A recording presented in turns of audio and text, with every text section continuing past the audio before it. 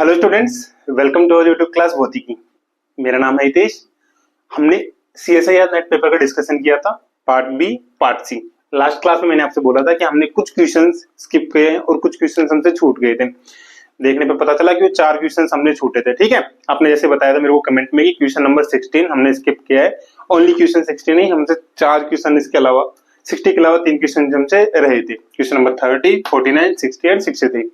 आज की क्लास में हम इन चारों क्वेश्चंस के बारे में डिस्कस करेंगे इन डेप्थ एंड इसके बाद हम करते हैं इस पेपर को कंप्लीट।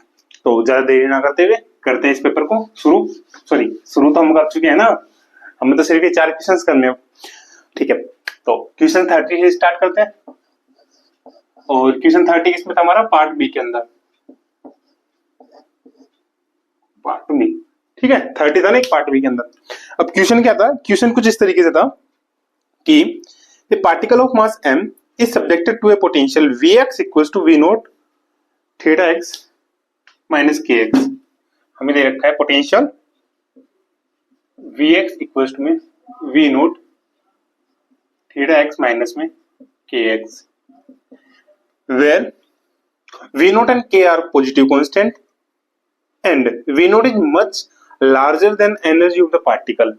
मान लो कि एनर्जी ऑफ द पार्टिकल हम क्या लेके चल रहे हैं? E। एक बार पूरा पढ़ लेते हैं। The functions theta x equals to 1 for x tends x greater than equals to 0 and equals to 0, otherwise the particle starts from rest at t equals to 0 and x equal to -5 in the limit v naught tends to infinite. The graph for x dot that mean velocity is best represented is. Okay, अब इस question में हमें दे रखे हैं कुछ information दे रखी है, वो देख लेते हैं। एक हमें इंफॉर्मेशन दे रखी है पोटेंशियल हमें दे रखा है V naught theta x minus kx। Other information हमें दे रखी है जो फंक्शन है थीटा x, इसकी वैल्यू दे रखी है 1 0। 1 कहां पे? इसकी वैल्यू 1 इसकी वैल्यू है x is greater than equals to 0 के केस के अंदर 1 है and x is less than 0 के केस के अंदर इसकी वैल्यू हमें क्या गिवन है? 0। ठीक है,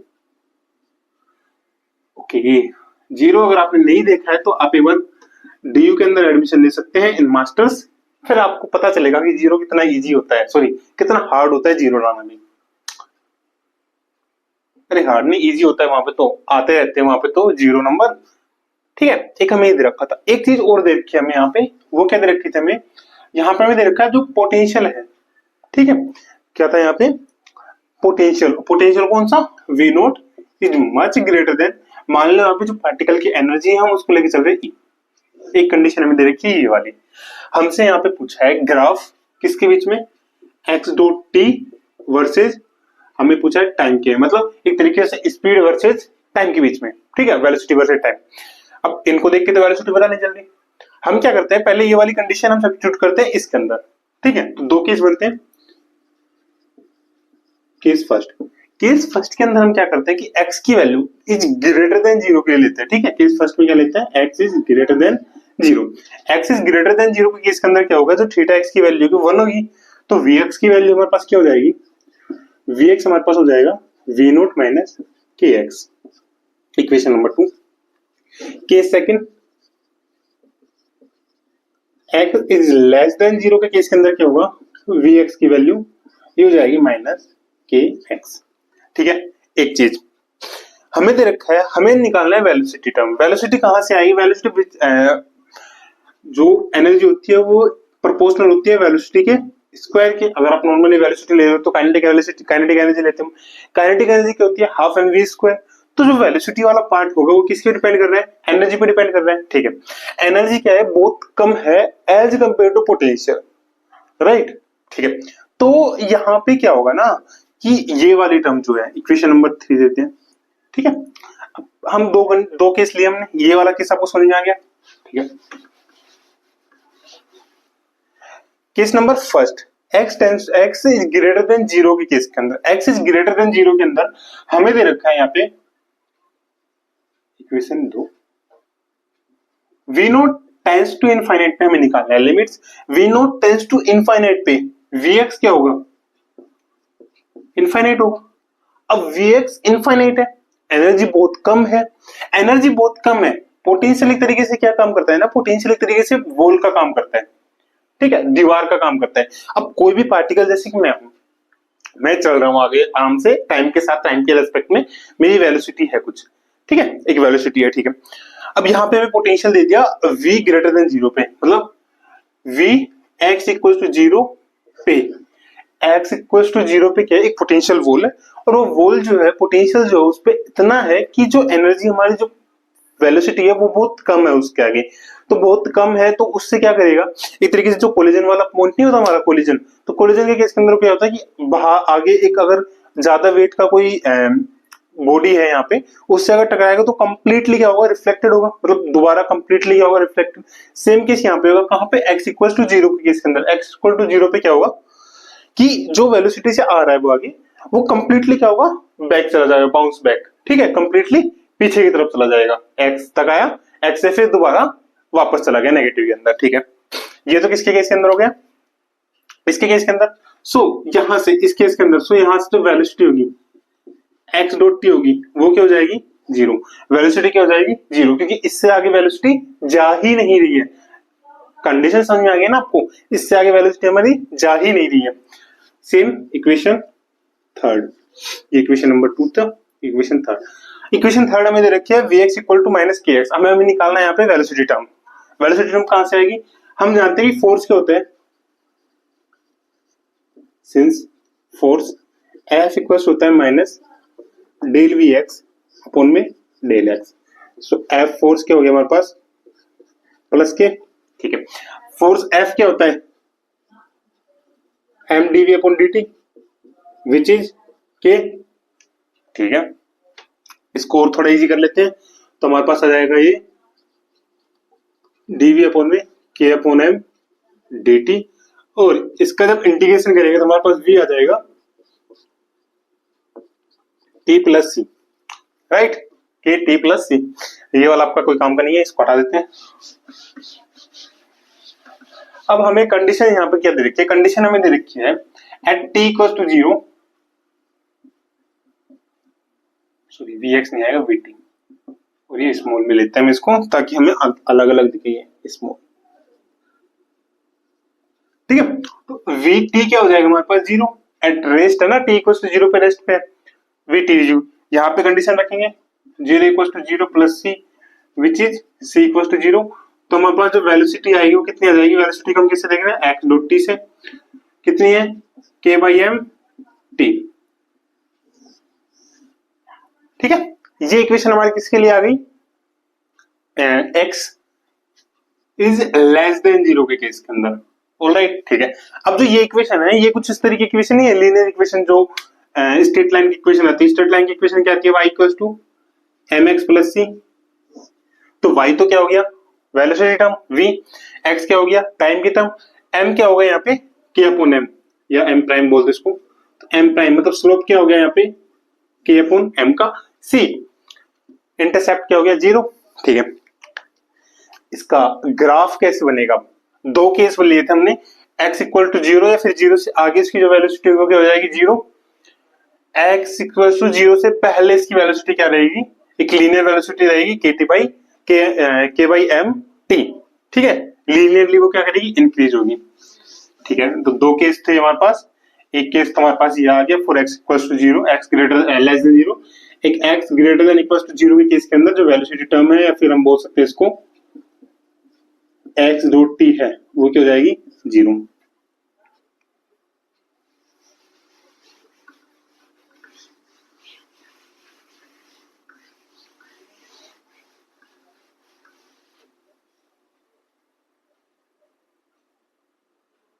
और सॉरी, जीरो नहीं होगी यहाँ पे, ठीक है। अब क्या होगी मैं बताता हूँ, ये जीरो कहां पे, एक्स इक्वल टू यहाँ पे आइए, यहाँ पे पार्टिकल आने के बाद एक्स इक्वल टू जीरो पे आने के बाद आगे ही तो नहीं मूव कर रहा, दीवार है, टक्कर मारी, आगे ना मूव करके पार्टिकल पहले तो यहां से था, पार्टिकल आया इधर, ठीक है। एक्स इक्वल टू जीरो पे पार्टिकल इससे टकराता है और ये पार्टिकल फिर से रिटर्न हो जाता है, जिस तरफ से आया था उस तरफ रिटर्न हो जाता है, जीरो नहीं होती, राइट, ठीक है। तो यहां पे इसका ग्राफ कैसे हम ड्रॉ करेंगे, ठीक है। मान लो ये वाली हम जैसे एक्स टी ये लेते हैं टी। अब यहां से शुरू कहां से हो रही है, t इक्वल टू 0 पर x की वैल्यू क्या है -5 एंड x डॉट t की वैल्यू क्या है 0, मतलब यहां से शुरू हो रहा है। हमें जाना कहां तक है, x इक्वल टू -5, मतलब यहाँ पे इस पॉइंट पे क्या है ना कि -5 है, याद रखना, ठीक है। हमें जाना है x इक्वल टू 0 तक, 0 तक स्ट्रेट लाइन है, स्ट्रेट लाइन, ठीक है, ठीक है। यहां पे आ गई ये वोल, हमारी पोटेंशियल वोल आ गई, वोल इसको हम बोल सकते हैं वी नोट, ठीक है, वोल आ गई, ठीक है, ठीक है। यहां पे क्या है ये x इक्वल टू 0, यहां पे x इक्वल टू -5, ठीक है।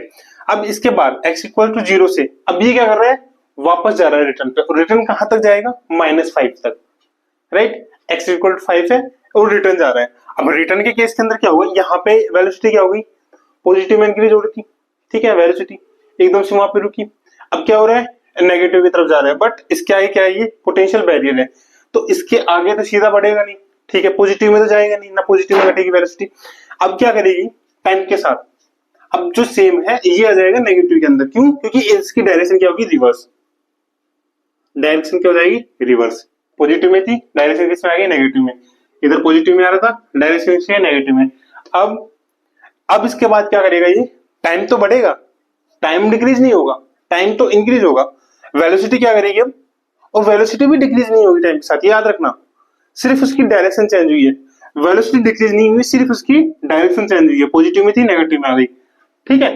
अब इसके बाद इसके आगे कहां जाएगा, 0 से x इक्वल टू 0 से अगेन किस पे आ जाएगा, 5 पे, 0 से किस पे आ गया ये, सॉरी यहाँ पे क्या है, x इक्वल टू 0, यहाँ पे अगेन क्या है ये x इक्वल टू -5, -5 पे क्या आ गया, अगेन आ गया, ठीक है, आ गया। अब इसके बाद सेम चीज फिर से रिपीट होगी, पीरियोडिक हो गया ना, फिर वहां तक आएगा, फिर अगर इसको वापस लेके आएगा तो यहां से फिर ये ऐसे जा रहे हैं, ठीक है, तो ये कुछ इस तरीके से बन जाएगा, ऐसे गया था,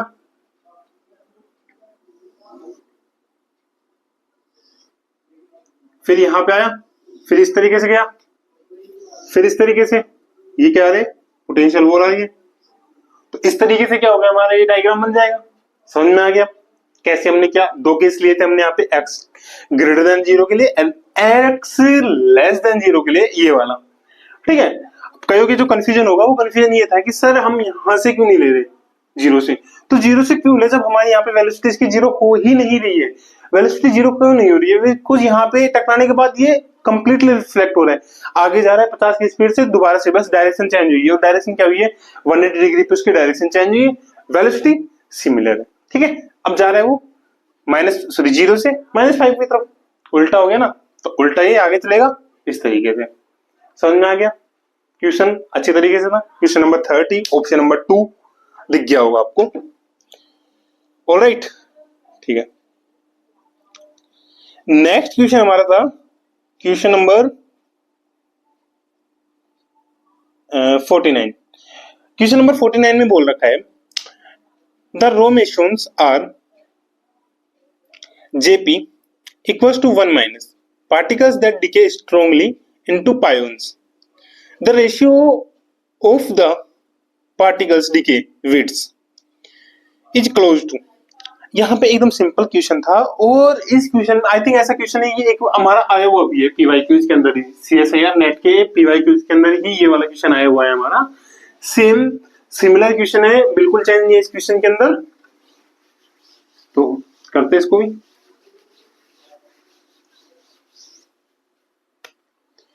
क्वेश्चन हमारा था दो रिएक्शन दे रखे हैं यहाँ पे, ठीक है। क्वेश्चन नंबर 49 हमें दे रखा है एक तो रो नोट हो रहा है π0 में एंड π0 में, एंड रो प्लस हो रहा है pi plus plus π0, right. Particle decay width देखना है हमें, ठीक है। अब यहाँ पे एक चीज याद रखना, डिके जो विड्थ होगी ना वो तभी होगी जब दोनों के दोनों क्या होंगे, मतलब जो जिस रिएक्शन की हम विड्थ देख रहे हैं ना वो तभी वो निकाल पाएंगे हम जब वो रिएक्शन एग्जिस्ट करेगी, मतलब फोरबिडन नहीं होगी, अलाउड कंडीशन के अंदर होगी, ठीक है। अगर वो फोरबिडन केस के अंदर है तो उसकी जो विड्थ होगी वो क्या होगी 0, ठीक है। इन दोनों का रेशियो पूछा है हमसे विड्थ का, तो पहले हम डिस्कस कर लेते हैं इस वाली इक्वेशन की, ठीक है।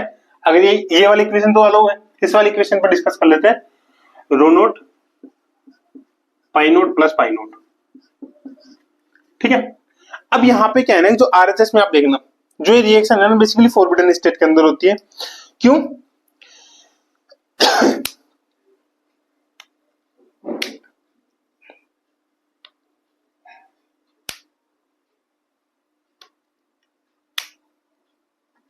क्योंकि हमें क्या दे रखा है, मेसोन दे रखा है, और ये क्या है पायोन्स के अंदर, ठीक है। तो आप एक चीज याद रखना, bosons and pions, for bosons and पायोन्स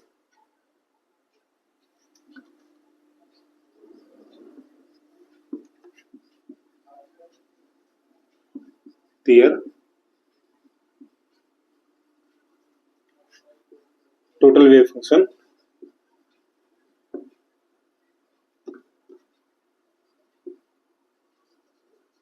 is always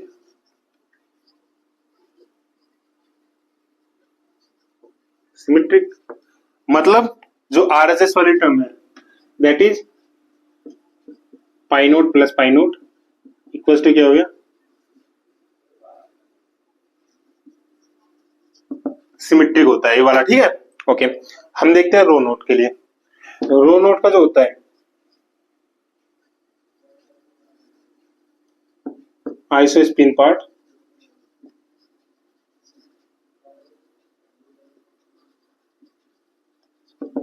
symmetric, but हमें क्या दे रखा था ना यहाँ पे, जेरो क्या दे रखा था, 1 माइनस, दैट इज माइनस का मतलब क्या है यहाँ पे, जो एल की वैल्यू है वो क्या दे रखी है हमें यहाँ पे, 1 दे रखी है। और एल की वैल्यू अगर 1 है तो 1 का क्या मतलब क्या होता है, वो एंटी सिमेट्रिक है, ठीक है। ये सिमेट्रिक हो गया, और ये क्या है 1, 1 का मतलब यहाँ पे क्या है, anti symmetric, that is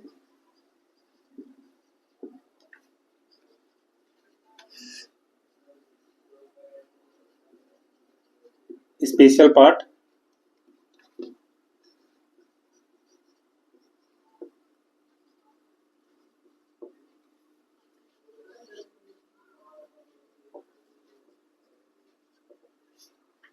so total wave function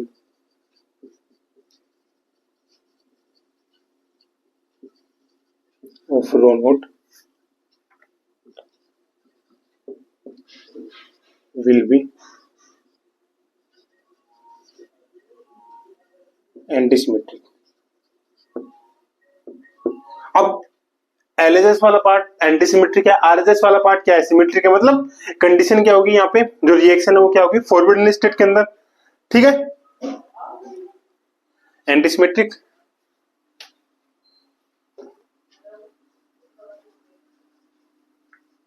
that is violating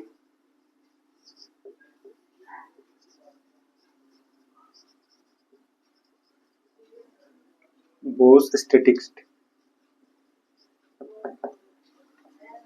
so rho times to pi 0 plus pi 0 is forbidden state, is in forbidden state। मतलब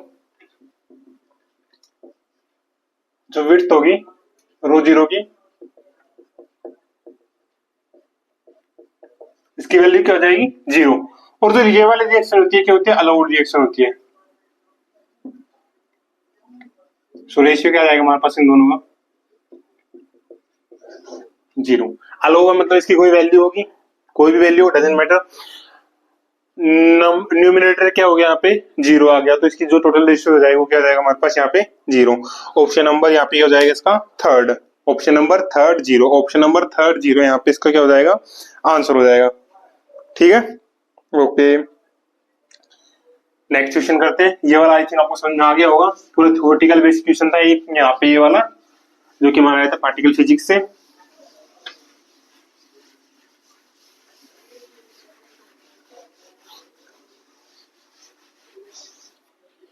अगला आता है क्वेश्चन नंबर, देख लेते हैं हम, कोई और भी क्वेश्चन छूटा हो तो। 55 कर लिया था हमने, 56 भी कर दिया था, 57 हमने कर लिया था डिस्कस, 58 भी हो गया था, 59 हमने डिस्कस कर लिया था, 60। ठीक है, 60 में हमें क्या दे रखा है, क्वेश्चन नंबर 60। क्वेश्चन नंबर 60 में दे रखा है a beam of light along the Z axis passing through a quarter wave plate and an analyzer as shown in the figure. The fast axis of the quarter wave plate is aligned with the x axis. ठीक है, quarter wave plate का जो align axis है वो क्या है, X axis. The light intensity is measured by the detector place after the analyser. Consider two scenarios where the identical light beam is, पहली है circularly polarised and the second one is linear polarised along the X axis, right. If the polarization axis of analyzer is rotated by one full cycle along the z-axis, that means 0 to 360 degree. The number of times the detector measure the maximum intensity in each case would be. हमें यहाँ पे एक scenario दे रखा है, एक दे रखा है हमें क्वार्टर वेव प्लेट,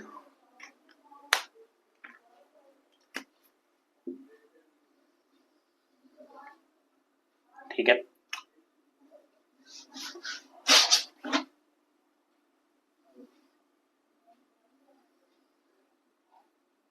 ठीक है, ये इसी के पीछे हमें दे रखा है एक एनालाइजर,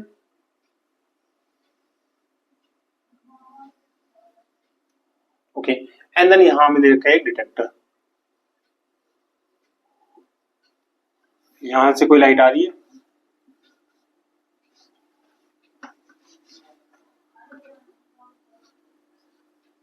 और ये हमें दे रखा है इनकी डायरेक्शंस किस तरीके से है, यहाँ पे X axis, Z axis and Y axis, ठीक है, ये चीज है, ये दोनों सेम है नीचे।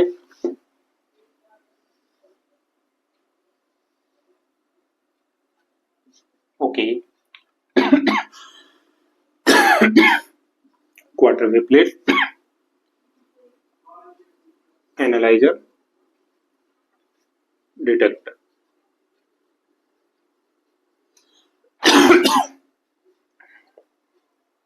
ये रोटेट कर रहा है कितना, 0 to 360 एक साइकिल। यहां पे इसका क्या है, एक्स एक्सिस के अंदर है ये, ठीक है, हो गया, एक्स एक्सिस के अलोंग है। ओके, केस दे रखे हमें दो, एक दे रखा है circularly polarised and the second case is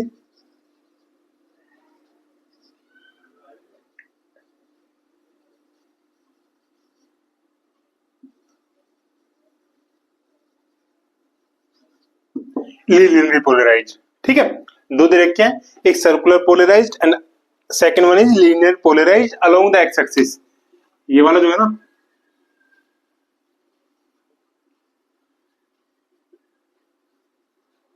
अब आगे बढ़ने से पहले एक मैं ये थोड़ा सा इसके बारे में थोड़ा सा डिस्कशन कर लेते हैं हम, वैसे थ्योरी बेसिस है।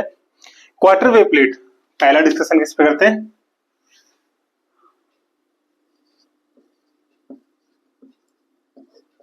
क्वार्टर वेव प्लेट क्या होती है, राइट, ठीक है।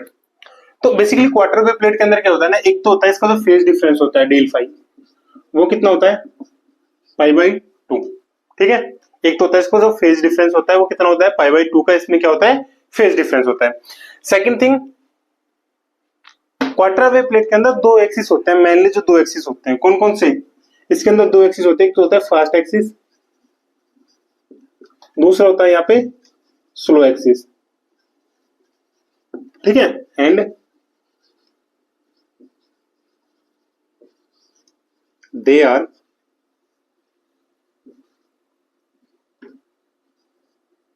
Perpendicular to each other. अब आप बोलोगे सर हमें ये चीज क्यों बता रहे हो आप, उसका मैं बताऊंगा।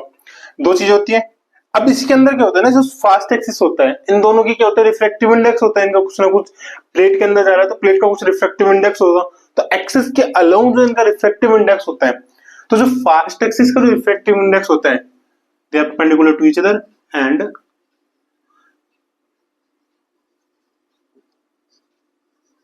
रिफ्रैक्टिव इंडेक्स, वो क्या होता है, फास्ट का मान लो एफ फास्ट एंड स्लो, ठीक है, एन फास्ट एन स्लो, इनका क्या होता है, रिफ्रैक्टिव इंडेक्स। ठीक है, एक और चीज, जो एन स्लो होता है ये ग्रेटर देन होता है एन फास्ट के, ठीक है, इतना भी आ गया। अब क्या करता है ना, सेटअप को तो आप देख लेंगे आप इमेज में, हम इसके थ्योरी पे जाते हैं। जो इनकी वेलोसिटी होगी अलोंग द स्लो एक्सिस, हम क्या जानते हैं रिफ्रैक्टिव इंडेक्स क्या होता है, सिंस एन इक्वल्स टू होता है C upon V, which is velocity क्या हो जाएगी, N upon C upon N, है ना, ठीक है। तो हमें पता है जब एन की वैल्यू ज्यादा होगी, एन की वैल्यू ज्यादा होगी तो वी की वैल्यू क्या होगी, वेलोसिटी कम होगी, दैट मीन वी स्लो क्या होगी, कम होगी as compare to V fast. ये वी स्लो से मत समझना कि वेलोसिटी स्लो है, slow axis and fast axis, ठीक है। हमें यहाँ पे दे रखा है the fast axis of the quarter wave plate is align with the X axis, जो फास्ट एक्सिस होगा वो किसके अलाइन है, यहाँ पे क्वार्टर वेव प्लेट के एक्स एक्सिस के अलाइन है, ये वाला क्या है, फास्ट एक्सिस है, ठीक है, ठीक है। पहले बात करते हैं हम सर्कुलर पोलराइज्ड की। सर्कुलर पोलराइज्ड के अंदर क्या हो रहा है, तो सर्कुलर पोलराइज्ड के लिए हमारे पास जो इक्वेशन आती है, बेसिकली हम इलेक्ट्रिक फील्ड के अंदर इनको लिखते हैं इक्वेशंस को, या फिर आप मैग्नेटिक फील्ड के अंदर भी लिख लेना। इलेक्ट्रिक फील्ड के अंदर किसकी इक्वेशन क्या होती है, केस फर्स्ट। सर्कुलर पोलराइज्ड के केस के अंदर इलेक्ट्रिक फील्ड क्या होता है हमारा, ये होता है हमारे पास ई नोट एक्स कैप, ई नोट सॉरी ई1 और ई एक्स और ई वाई की वैल्यू क्या होती है, सेम होती है सर्कुलर पोलराइज्ड और लीनियर पोलराइज्ड के केस के अंदर। जब हम बात करते हैं इलिप्टिकल पोलराइज्ड की, तो वहां पे ई एक्स और ई वाई की वैल्यू डिफरेंट होती है। यहाँ पे E naught X cos K Z minus omega T plus E naught Y cap cos K Z minus omega T plus pi by 2। अब यहाँ पे दो चीजें आती है हमारे पास, प्लस माइनस आता है यहाँ पे, ठीक है, याद रखना। हमें सिर्फ यहाँ पे क्या दे रखा था, लीनियरली पोलराइज्ड। अब वो लीनियरली पोलराइज्ड राइट में भी हो सकता है, राइट सर्कुलर भी हो सकता है, और लेफ्ट सर्कुलर पोलराइज्ड हो सकता है, राइट सर्कुलर पोलराइज्ड और लेफ्ट सर्कुलर पोलराइज्ड। डिफरेंस क्या होगा, डिफरेंस सिर्फ इतना होगा कि राइट सर्कुलर पोलराइज्ड के लिए, जहां पे मैंने को नोट में लिख सकते हो आप, राइट सर्कुलर पोलराइज्ड के केस के अंदर जो डेल फाई होगा वो कितना होता है हमारे पास, माइनस पाई बाई 2, और लेफ्ट सर्कुलर पोलराइज्ड के केस के अंदर डेल फाई की वैल्यू क्या होती है हमारे पास, पाई बाई 2, राइट, ठीक है। इसको सीधा कर सकते थे बट मैं थोड़ा एक्सप्लेन करके बता रहा हूं आपको, ताकि आगे आके क्वेश्चन में कोई प्रॉब्लम ना हो जब ये ओ डेप्थ में, इसी क्वेश्चन को ओ डेप्थ में अगर ये पूछता है तो, ठीक है। हमें क्या दे रखा है, सिंपल सा सर्कुलर पोलराइज्ड दे रखा है, कोई नहीं देगा राइट या लेफ्ट, हम कोई भी कंसिडर कर सकते हैं, ठीक है। क्वेश्चन में हमें इस चीज की डिमांड भी नहीं है कि हमें कोई एक पर्टिकुलर लेना है, प्लस माइनस पाई, ठीक है।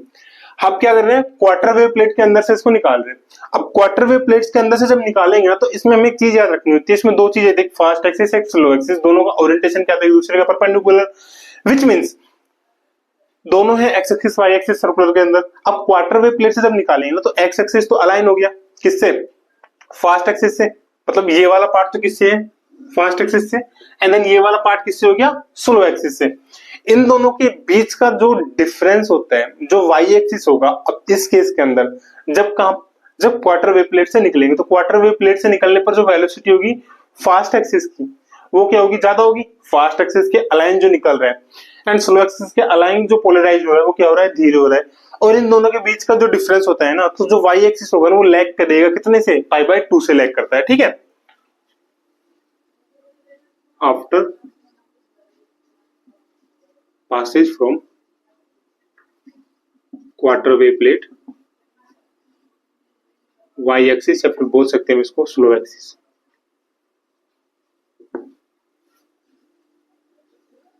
लैग्स बाय पाई बाय 2,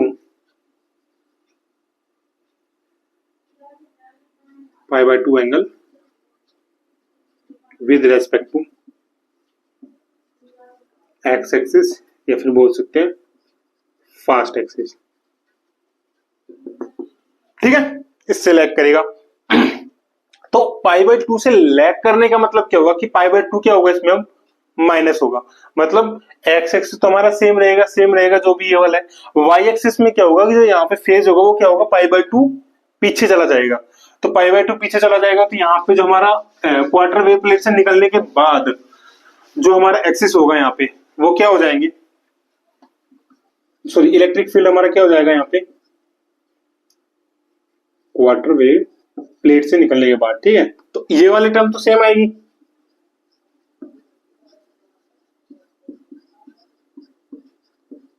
इसमें मैं आपको डायरेक्ट भी बता देता है कि लाइक वहां से निकलने के बाद 45 डिग्री का एंगल बनेगा। फिर आपके मन में वही चीज आती है कि 45 डिग्री का सर एंगल तो बन गया, बना कैसे, उसी चीज को समझते हैं, ठीक है।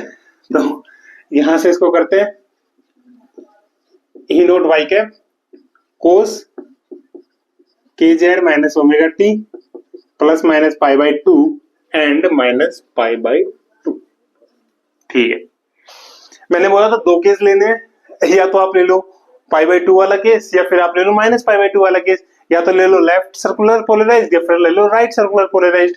तो दोनों ही के केस के अंदर क्या होगा कि अब हम यहाँ पे एक की बात कर लेते हैं लेफ्ट की, क्योंकि हमसे यहाँ पे पूछा नहीं गया है कि एंगल कितना होगा, ठीक है। पोलराइज्ड एंगल हमसे नहीं पूछा गया, हमसे सिर्फ यहाँ पे मैक्सिमम इंटेंसिटी पूछी गई है। अगर हमसे एंगल पूछा जाता ना कि कितने एंगल पे वो फिर आगे circular polar quarter wave plate से निकलने के बाद कितने एंगल पे वो पोलराइज हुआ है, तो जब वो एंगल पूछेगा ना तो उस केस के अंदर ना आपको गिवन भी होगा वहां पे कि आप लेफ्ट सर्कुलर की बात कर रहे हैं या फिर आप राइट सर्कुलर की बात कर रहे हैं, ठीक है। हम यहाँ पे लेते हैं लेफ्ट सर्कुलर,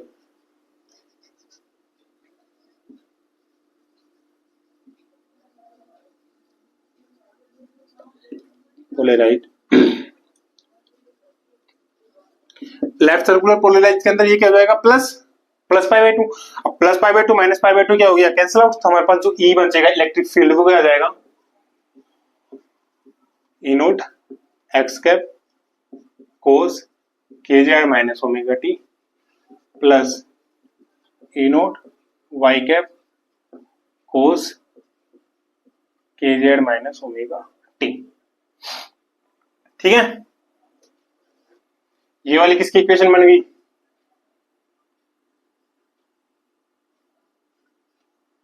लीनियर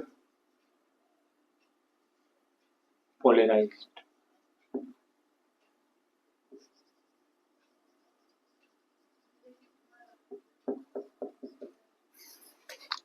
ये वाली किसकी इक्वेशन बन जाती है, लीनियर पोलराइज। लीनियर पोलराइज के अंदर क्या होता है, या तो फेज डिफरेंस 0 हो या फेज डिफरेंस n पाई हो, ठीक है। n पाई दैट मीन पाई 2 पाई 3 पाई 4 पाई 6 पाई 7 पाई 8 पाई। तो ये वाली उसी की, इन दोनों का जो फेज डिफरेंस हो क्या है यहाँ पे 0 दे रखा है, मतलब ये किसका बन गया लीनियर पोलराइज। मतलब जो सर्कुलर थी वो क्वार्टर वेव प्लेट से निकलने के बाद क्या हो गई, अब लीनियर पोलराइज हो गई, ठीक है। ओके लीनियर पोलराइज, ठीक है। हमारी इक्वेशन बन गई ये। एंगल कितना बना लीनियर पोलराइज का, तो एंगल निकालने के लिए हम क्या करते हैं, एक्स एक्सिस माइनस में सॉरी एक्स एक्सिस डिवाइड में वाई एक्सिस, मतलब फोर एंगल टेन थीटा, ये क्या हो जाएगा ई वाई डिवाइड्स में ई एक्स। जी क्या दे रखा हमें यहाँ पे ई नोट अपॉन में ई नोट ई, मतलब 1 विच मीन्स थीटा क्या आ जाएगा हमारे पास 45 डिग्री। 45 डिग्री का हमारा क्या बनाना है, एंगल बनाना है after the passing through the quarter wave plate, ठीक है। क्वार्टर वेव प्लेट से 45 डिग्री का एंगल बना रहा है। अब हमसे अगला क्वेश्चन क्या पूछा गया था, अगला क्वेश्चन हमसे पूछा गया था इंटेंसिटी बतानी हमें एनालाइजर पे, और वो भी इंटेंसिटी भी कौन सी, मैक्सिमम इंटेंसिटी, ठीक है। कितने होंगे, तो मैक्सिमम इंटेंसिटी में क्या होता है ना, जो एनालाइजर होता है, एनालाइजर क्या होता है उसका एक ट्रांसमिशन एक्सिस होता है, ठीक है। ट्रांसमिशन एक्सिस बेसिकली हम ये बोल सकते हैं कि जो एक्सिस होगा ट्रांसमिशन एक्सिस वो जो यहां से लीनियरली एक्सिस जा रहा है, या आप इसको थ्योरेटिकली बोल सकते हैं कि मतलब जो ट्रांसमिशन एक्सिस होगा ना, तो एनालाइजर क्या काम करता है, एनालाइजर अगला चीज हमारे पास, एनालाइजर क्या करेगा कि जो अब वो लाइट आ रही है लीनियरली पोलराइज्ड जो लाइट आ रही है उसको ट्रांसमिट करने का काम करेगा, ठीक है। तो ट्रांसमिट क्या करता है, वो ट्रांसमिट करता है ट्रांसमिशन एक्सिस के through along the linear polarised axis. So an analyser transmits light that is linearly polarised along its transmission axis. अब ट्रांसमिशन एक्सिस के अंदर दो केस होते हैं, पहले तो ट्रांसमिट करता है लाइट को, ट्रांसमिट किस तरीके से करता है, आई इक्वल टू में आई नोट कोस स्क्वायर थीटा। कौन सा होता है ये, मेलस लॉ। ठीक है, इस लॉ के थ्रू एनर्जी तो लाइट तो ट्रांसमिट करेगा, एनर्जी के थ्रू लाइट ट्रांसमिट करेगा, बट उस लाइट की जो इंटेंसिटी को मेजर करेगा, इंटेंसिटी मेजर कहां से करते हैं यहाँ पे, मेलस लॉ की वजह से, I equal to I naught cos square theta, where theta is the angle between the polarization direction of incident light and analyser transmission axis. मतलब थीटा क्या है यहाँ पे,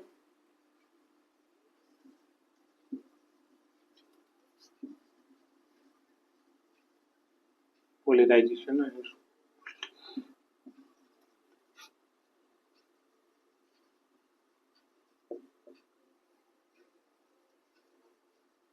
light and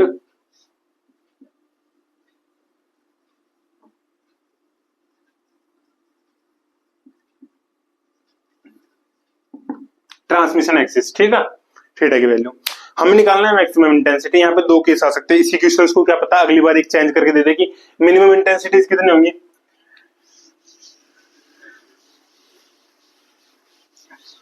तो यहाँ पे दो केस हो जाएंगे यहाँ पे, हाँ,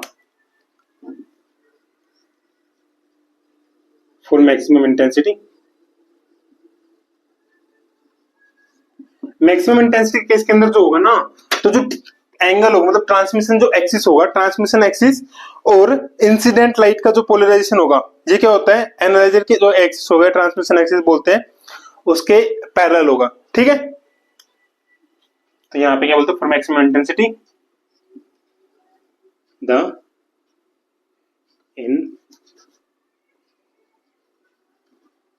incident light is polarized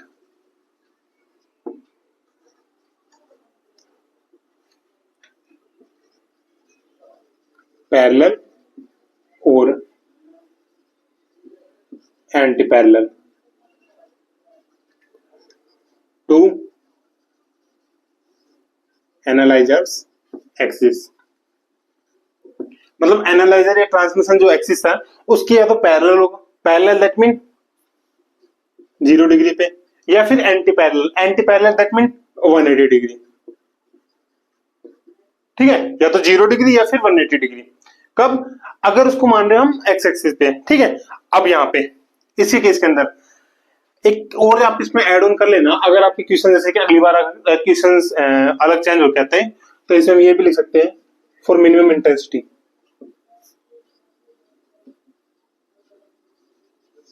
for minimum intensity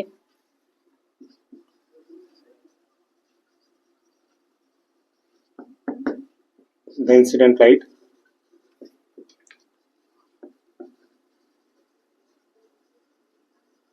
polarized perpendicular to the analyzer axis, which means या तो 90 डिग्री या फिर 270 डिग्री। ठीक है, या तो 90 डिग्री होगा या फिर 270 डिग्री होगा, जो एंटी पैरेलल होगा, राइट, सॉरी एंटी परपेंडिकुलर इसके। तो 90 डिग्री का होता है यहाँ पे एंटी परपेंडिकुलर के केस के अंदर। ठीक है, और हम बेसिकली 90 मान के चलते हैं, राइट। तो हमें पूछा है यहाँ पे मैक्सिमम के लिए, मिनिमम के लिए पूछा नहीं है, बट हाँ मिनिमम के लिए अगर पूछता है तो ये होगा, उसके लिए 90 डिग्री आ गया। अब इसके केस के अंदर क्या रहा है, जो इंसिडेंट लाइट आ रही है एनालाइजर के ऊपर, वो एंगल कितना बना रही है यहाँ पे, theta equals to 45 degree angle बना रही है। तो जो मैक्सिमम इंटेंसिटी में मिलेगी पहली एनालाइजर के थ्रू, एनालाइजर क्या होगा, पैरेलल होगा, तो इंसिडेंट लाइट का एंगल कितना दे रखा है हमें यहाँ पे 40 डिग्री, 45 डिग्री। तो जो एनालाइजर जो मैक्सिमम इंटेंसिटी में मिलेगी वो कहाँ मिलेगी, so maximum intensity in one full cycle, मतलब 0 डिग्री से 360 degree. At theta equal to, एक तो क्या हो गया 45 डिग्री पे, सेकंड 180 डिग्री का डिफरेंस होगा ना, तो एक 45 पे मिला तो 180 डिग्री का डिफरेंस पे दूसरा कहां मिलेगा हमें 225 डिग्री। तो हमें जो मैक्सिमम इंटेंसिटी मिलेगी वो कहां कहां मिलेगी, एक तो 45 डिग्री पे मिलेगी, दूसरा कहां मिलेगी हमें 225 पे मिलेगी, राइट। ये होगा किसके लिए मैक्सिमम, हमसे यहाँ पे पूछा था नंबर, हमसे यहाँ पे पूछा गया था maximum intensity in each case, the number of times the detector, number of times, तो एक दो, कितने टाइम डिटेक्ट किया इसने, 2 टाइम्स। अब वही मैंने आपको बोला था हमने क्या लिया था लेफ्ट, अगर हम ले राइट तो राइट के केस के अंदर कुछ नहीं आएगा, जस्ट इसके अंदर क्या आ जाएगा minus pi by two minus pi by two minus pi, तो वहां से माइनस आ जाएगा, जो थीटा आएगा हमारे पास वहां पे बन आएगा 135। किसके केस के अंदर, ये हमने लिया था लेफ्ट के लिए, लेफ्ट सर्कुलर। अगर राइट सर्कुलर की बात करें तो हम राइट, तो थीटा क्या आ जाएगा हमारे पास, एक तो आ जाएगा 135 एंड दूसरा आ जाएगा 135 235 सॉरी 280, 135 में 180 ऐड करते हैं 513 315 डिग्री, तो उसके इसके अंदर दो एंगल आएंगे, एक तो 135 और दूसरा आ जाएगा 315, राइट। तो एक तो केस आ गया हमारे पास 2, मतलब सर्कुलर के लिए कितने आ गए number of maximum, number of times कितना आ गया मैक्सिमम के लिए 2, एक 45 और 225 फॉर लेफ्ट सर्कुलर, 135 और 235 फॉर राइट सर्कुलर। हमसे पूछा नहीं है तो हम कोई भी एक वाला केस लेके चल सकते हैं, ठीक है। अगला केस हमें दे रखा था यहाँ पे linearly polarised along the X axis. अब जो ये होता है ना क्या बोलते हैं क्वार्टर वेव प्लेट, तो क्वार्टर वेव प्लेट की प्रॉपर्टी होती है, क्वार्टर वेव प्लेट की प्रॉपर्टी क्या होती है कि जो इंसिडेंट लाइट है लीनियरली पोलराइज्ड की, अगर इसके अलोंग है वन ऑफ दियर एक्सिस, मतलब दोनों एक्सिस, एक तो स्लो एक्सिस या फिर फास्ट एक्सिस, तो उसका जो पोलराइजेशन स्टेट है वो चेंज नहीं होता है, ठीक है। मतलब हमारे पास क्या दे रखी है, अब second case, case 2,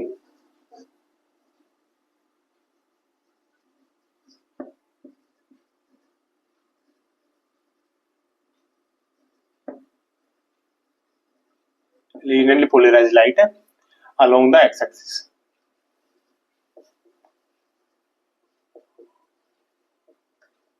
quarter wave plate की प्रॉपर्टी होती है कि उसकी प्रॉपर्टी ये है कि अगर कोई भी जो हमारे पास लीनियरली पोलराइज्ड लाइट आ रही है क्वार्टर वेव प्लेट के ऊपर, तो अगर अगर वो लाइट इन दोनों जो दो एक्सिस हमने बताए थे ना क्वार्टर वेव प्लेट के अंदर, कौन कौन से, एक फास्ट एक्सिस एक स्लो एक्सिस, तो अगर इन दोनों में से किसी भी एक एक्सिस के अलोंग वो आ रही है तो क्वार्टर वेव प्लेट से निकलने के बाद उसकी जो पोलराइजेशन स्टेट है उसमें कोई चेंज नहीं होगा।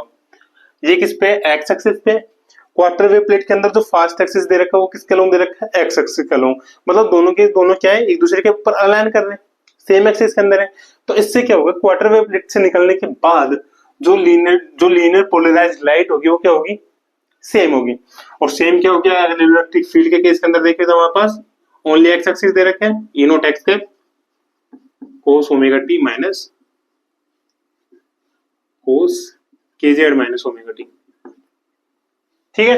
ठीक है, हमें निकालना है यहाँ पे मैक्सिमम इंटेंसिटी एनालाइजर के थ्रू। तो एनालाइजर में मैंने क्या बोला था, मैक्सिमम इंटेंसिटी में मिलेगी, उसके ऊपर अलाइन करेगा पैरेलल, मतलब 0 डिग्री या फिर 180 डिग्री, राइट। अब यहाँ पे हमें हमारे पास जो फेज डिफरेंस आया वो कितना आ रहा है यहाँ पे 0 डिग्री, एक्स एक्सिस के अलोंग है। हम जो एंगल देखते हैं वो कैसे मेजर करते हैं, यहाँ पे जैसे ये दे रखा है, जो एंगल देखते हैं हम ये वाला मेजर करते हैं ना इस तरीके से, थीटा एक्स के अलोंग है, इसी के अलोंग दोबारा आ गया, तो थीटा की वैल्यू तो 0 है, ठीक है, इनिशियल 0 है। एनालाइजर के पास जाएगा तो पहले तो थीटा क्या आएगा मैक्सिमम के लिए 0 डिग्री, और दूसरा मैक्सिमम कहां बनेगा, एंटी पैरेलल मतलब 180 डिग्री। इसके बाद दोबारा से क्या जाएगा, वो 0 डिग्री आ जाएगा, मतलब रिपीट हो रहा है। बट हमें तो सिर्फ वन फुल साइकिल के अंदर चाहिए, तो एक फुल साइकिल के अंदर क्या हो रहा है, एक तो 0 पे हो रहा है, एक हो रहा है 180 के ऊपर। तो यहाँ पे कितने हो गए, यहाँ पे भी सेम हो गए, दो केस। ऐसे ही अगर मिनिमम के केस के अंदर पूछे तो मिनिमम के केस के अंदर क्या हो जाएगा, थीटा मारा जाएगा 90 डिग्री एंड दूसरा जाएगा 270 डिग्री, सेम 2 टाइम्स। तो हमारा जो ऑप्शन हो गया सर्कुलर पोलराइज के लिए भी 2 टाइम्स एंड लीनियरली पोलराइज के लिए भी 2 बार आए हैं। तो ऑप्शन कौन सा आता है? Option number 4। ऑप्शन नंबर 4 हो जाएगा, A2 एंड B2। समझ में आ गया आई थिंक आपको क्वेश्चन? हाँ, और आपके लिए आपने कमेंट किया था ना कि क्वेश्चन नंबर 60 हमने स्किप कर दिया, तो आपको अभी ये क्वेश्चन नंबर 60 अगर समझ में आ गया तो कमेंट सेक्शन में बताना थंब के एक्सप्रेशन से कि आपको समझ में आ गया। अगर कोई भी डाउट है तो भी आप कमेंट सेक्शन में हमें बताना कि आपको क्या डाउट अभी भी इस क्वेश्चन के अंदर रहता है। ठीक है, थ्योरेटिकली बेसिस क्वेश्चन है। और बाकी आपको आप क्वेश्चंस की पीडीएफ हमें, जो ये वाले क्वेश्चंस थे हमने जो सीएसआई नेट के क्वेश्चन डिस्कस किए थे, इनकी पीडीएफ हमने हमारे टेलीग्राम चैनल पे अपलोड कर दिया। तो आप वो टेलीग्राम चैनल के लिंक के थ्रू आप वो चैनल का ज्वाइन करके इस पीडीएफ को वहां से डाउनलोड भी कर सकते हैं। ओके, अगला क्वेश्चन है क्वेश्चन नंबर 63, लास्ट क्वेश्चन हमारे इस पेपर का, क्वेश्चन नंबर 63। और आप जब भी वीडियो देख रहे हो आप तो वीडियो एंड तक देखा करें ताकि आपको पता रहे कि हमने लास्ट वीडियो में क्या बोला था। जैसे हमने लास्ट वीडियो में पहले बोला था कि हम हमारे से कुछ क्वेश्चन छूटे हैं जो हम आगे डिस्कस करेंगे, क्योंकि हमारी क्लासेस ऑलरेडी लेट हो जाती है इसको डिस्कस करने में, बट आप वो देखते नहीं हो, उससे पहले आप कमेंट कर देते हो। तो क्वेश्चन नंबर 63 क्या बोलता है? A highly collimated laser beam with a diameter of 1 centimetre, diameter दे रखा है हमें 1 centimetre, and wavelength 500 nanometer is directed from the earth surface towards the moon 384 and 3,84,000 kilometer away from the earth, assuming ideal diffraction limit propagation in vacuum, which is the following best estimate the diameter of beam upon returning to the earth allow after reflections from an ideal reflector installed on the moon। ठीक है, हमें अलग अलग चीजें दे रखी है। Question number 63 हमें क्या दे रखा है? एक तो डायमीटर दे रखा है, अर्थ से जब जा रहा है तो डायमीटर हमें क्या दे रखा है? 1 सेंटीमीटर। मीटर के अंदर चेंज करेंगे तो 10⁻⁻² मीटर। एक दे रखी है हमें वेवलेंथ, वेवलेंथ दे रखी है हमें 500 नैनोमीटर, और 500 nanometre which is equals to 500 into 10⁻⁹ metre. ठीक है, ठीक है। और हमें क्या दे रखा है इसके अलावा? और हमें दे रखा है लेंथ, उनके बीच की डिस्टेंस कितनी है?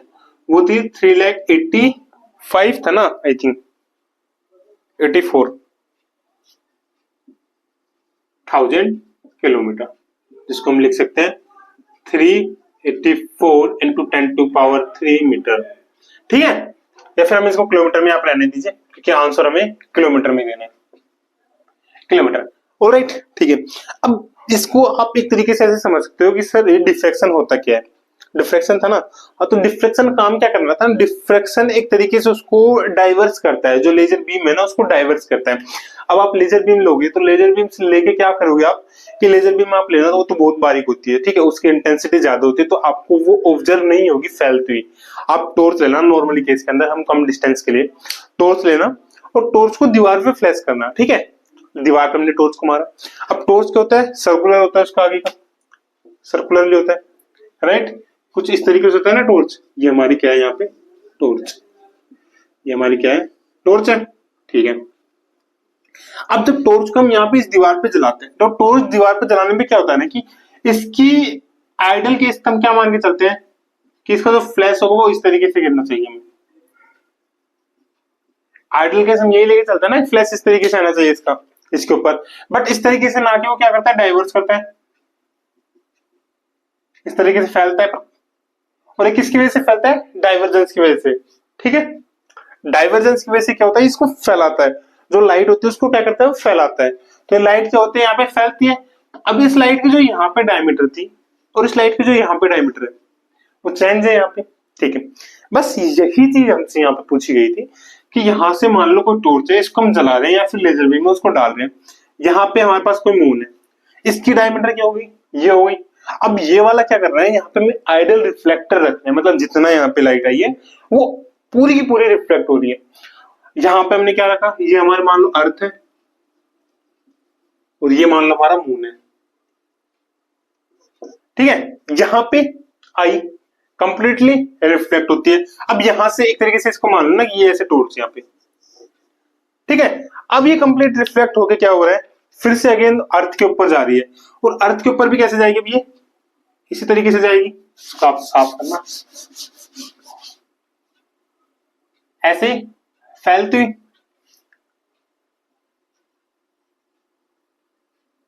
तो हमें निकालना है ये वाली, ये डायमीटर हमें यहाँ पे पूछी गई है। किसने समझ में आ गया होगा, यहां से टॉर्च मारा, यहाँ पे इसकी डायमीटर ये है, मून के ऊपर आया, इसकी डायमीटर हुई ये, फिर इसकी डायमीटर को दोबारा से यहाँ पे डाला, इसकी डायमीटर हुई ये। इसको निकालना है हमें यहाँ पे जस्ट। तो जो फाइनल डायमीटर ये वो मच ग्रेटर दोनों की, किसके, इनिशियल के, क्योंकि डिस्टेंस भी क्या है इनकी, बहुत ज्यादा डिस्टेंस ले रहे हैं, कितनी, 3,84,000। ठीक है, निकालते कैसे, पहले तुम यहाँ पे निकालते हैं एंगल ये वाला, किस एंगल पे ये डिफ्लेक्ट हो रही है, थीटा। ठीक है, तो करते हैं इसको। क्वेश्चन डायग्राम समझ में आ गया आपको, डायग्राम में कोई भी डाउट है तो बता देना, क्योंकि डायग्राम का था, उसके बाद तो क्वेश्चन में कुछ बचता ही नहीं है। डायग्राम समझ में आ गया, उसके बाद तो क्वेश्चन बस एक तरीके से मान लो कि छोटा सा क्वेश्चन है, 2 फॉर्मूला लगने और हमारा आंसर आ जाना है यहाँ पे। एक तो हम देखते हैं यहाँ पे लिमिट होती है हमारे पास, क्या है यहाँ पे हमें दे रखी है, assuming ideal diffraction limit, limited propagation in vacuum, since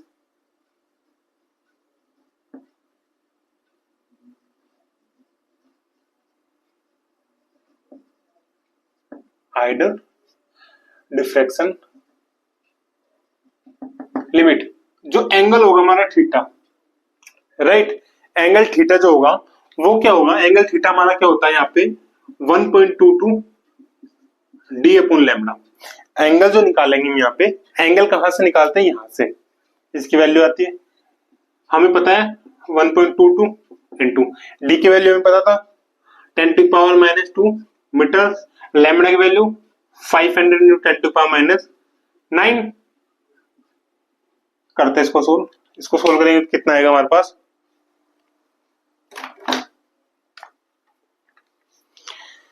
1.22 divides में 500,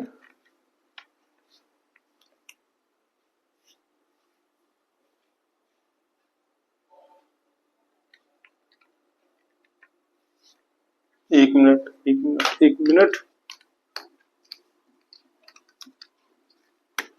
ये होता है यहाँ पे लैम्बडा और यहाँ पे डी, तो ये जाएगा 10⁻⁻2 और यहां से हो जाएगा 500 इंटू 10⁻⁹। ठीक है, अब इसको सोल्व करना है हमें, तो 1.22 इंटू 500 इंटू 10⁻⁻, आ जाएगा हमारे पास -7, तो ये हो जाएगा 6.1 इंटू 10⁻⁵, 6.1 इंटू 10⁻⁵, मीटर था, दोनों कैंसिल आउट हो गए। ओके, थीटा की वैल्यू हमारे पास आई 6.1 इंटू 10⁻⁵। ठीक है, हमें निकालना है डायमीटर,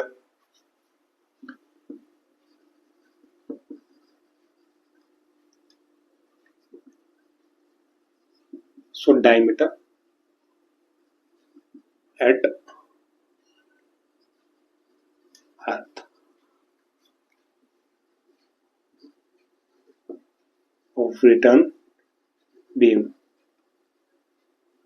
क्या हो जाएगी डायमीटर निकालते तो, डायमीटर बेसिकली हमारा होता है जो डी इनिशियल है, डी इनिशियल, डी फाइनल निकाले ना, प्लस में हमारे पास होता है थीटा इनटू जो लेंथ कवर की है। अब लेंथ कितनी कवर की है, यहां से मून तक की डिस्टेंस कितनी थी, एल थी 3,84,000। एक बार तो वो उतनी डिस्टेंस ट्रेवल कर गया, दोबारा वो वापस आता है, जो एल टोटल कितनी हो गई, 2 टाइम्स ऑफ एल हो गए, मतलब एक जाने का एक आने का 2 टाइम्स हो गया ना, तो 2l। ठीक है, अब जो डी इनिशियल है ये मच लेस देन है 2 थीटा एल के, बहुत छोटा है, कितना दे रखा है 10⁻⁻2 मीटर दे रखा है, और ये तो क्या है बहुत बड़ा है, यहाँ पे यही किलोमीटर के अंदर है, राइट। तो इसको हम क्या मान सकते हैं, यहाँ पे नेगलेक्ट कर सकते हैं, तो दी फाइनल हमारा क्या हो जाएगा 2 थीटा एल। आप इसको अगर नेगलेक्ट ना भी करके चलो तो भी कोई प्रॉब्लम नहीं होगी। 2 थीटा एल, बस हम थोड़ा कैलकुलेशन को इजी करने के लिए कर लेते हैं। हो जाएगा 6.1 × 10⁻⁵ इंटू एल कितना था 384,000 किलोमीटर। इसको सोल्व करते हैं, ये आ जाएगा हमारे पास 12.2 इंटू 10⁻⁵ 384,000 12.2 इंटू 3.84। तो इन दोनों को मल्टीप्लाई करते हैं।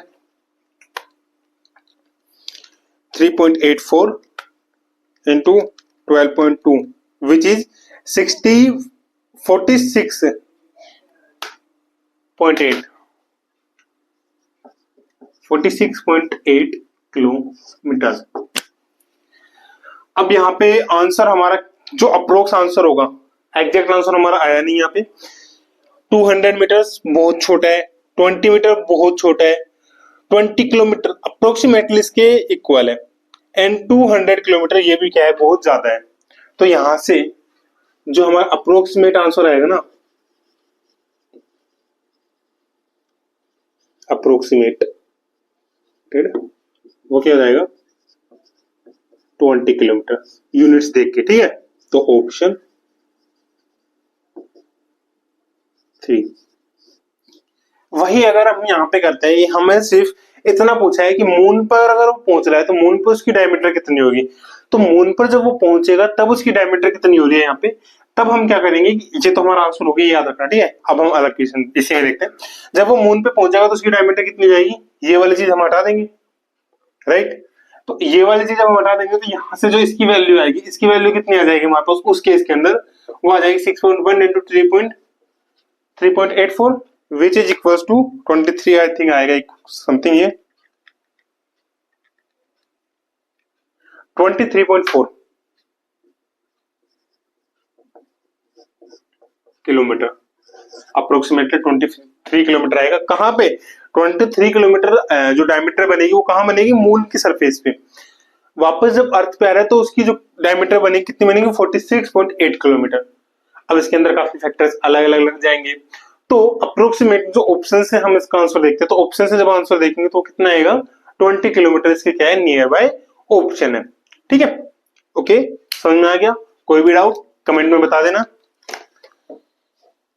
आगे हमने 46 कर लिया था, 64 65 भी हमने कर लिया था, 66 भी कर लिया है, 70 कर लिया था, 71 कर लिया, 72 कर लिया था, 73 कर लिया था, 74 भी हमने कर लिया था, एंड 75 भी हमने कर लिया था। तो इस तरीके से ये 4 क्वेश्चन हमने रह रहे थे, चारों क्वेश्चन हमने अच्छे से समझा, अच्छे से इनको एक्सप्लेन किया। कोई भी डाउट, कैसा भी डाउट कमेंट सेक्शन में बता देना कि इन क्वेश्चन से रिगार्डिंग आपको, इन क्वेश्चन से रिलेटेड आपको कोई भी डाउट है तो वो मेरे को बता देना। बाकी अब इसकी SIR नेट दिसंबर दोबारा से पेपर आ रहा है, इसी के साथ आपका गेट और IIT JAM के नोटिफिकेशन आउट हो चुके हैं। उनके एप्लीकेशन फॉर्म जैसे ही ओपन होते हैं मैं आपको उनके बारे में अलर्ट कर दूंगा, तो आप उनके फॉर्म फिल कर देना। SIR नेट के फॉर्म भी निकलेंगे, मैं आपको उसके लिए भी नोटिफिकेशन छोड़ दूंगा। ओके, तो उन सब के लिए जो भी हमारे हाल ही में एग्जाम आ रहे हैं, IIT JAM, SIR NET, GATE, TFR, even JEST और क्या बोलते हैं इसको, हाँ यही थे जेस्ट के एग्जाम्स, इनके जो एग्जाम्स है, और RPSC जो राजस्थान से या फिर राजस्थान के एग्जाम दे रहे हैं, RPSC first grade assistant professor जो एग्जाम आ रहे हैं, तो उन सब की जो भी तैयारी कर रहे हो आप, उन सब के लिए हम अब एक सीरीज लेके जा रहे हैं जिसमें हम सिर्फ क्वेश्चंस करवाएंगे, क्वेश्चंस एंड कॉन्सेप्ट्स के थ्रू। अभी तक हमने सिर्फ क्वेश्चंस पेपर सोल्व किए थे। हाँ, आगे अगर कोई भी और पेपर सोल्व करना हो, कोई भी क्वेश्चन पेपर इसी तरीके से डिकोड करना हो, कमेंट सेक्शन में बताना, हम उस पेपर को भी इसी तरीके से अच्छे से डिकोड करेंगे, अच्छे से डिटेल में डिस्कशन करते हुए। बाकी इन सभी एग्जाम्स के लिए हम एक सीरीज लॉन्च करने जा रहे हैं जिसका नोटिफिकेशन आपको जल्दी ही 1-2 दिन के अंदर मिल जाएगा कि इस सीरीज के अंदर हम क्या क्या चीजें कैसे रन करने वाले हैं। तो जुड़े रहिए हमारे चैनल के साथ। बाकी आप सब्सक्राइब करिए, अगर आप चैनल पर पहली बार है तो सब्सक्राइब करें, शेयर करें, बेल आइकन प्रेस करें, एंड अपने दोस्तों को भी जरूर इस चैनल के साथ जुड़े ताकि वो भी अपनी तैयारी अच्छे से कर सकते हैं, इसी तरीके से हर कॉन्सेप्ट को इजी वे में समझते हुए। मिलते हैं अगले क्लास में, तब तक के लिए ध्यान रखिए अपना और अपने अपनों का। एंड आज जन्माष्टमी, जैसे कि सबको पता है, तो आप सभी को हैप्पी जन्माष्टमी। एंड अपना ध्यान रखिए, अच्छे से खाइए पिए, मौज करिए, आज फेस्टिवल का एंजॉय करिए। मिलते हैं अगले क्लास में। जय हिंद।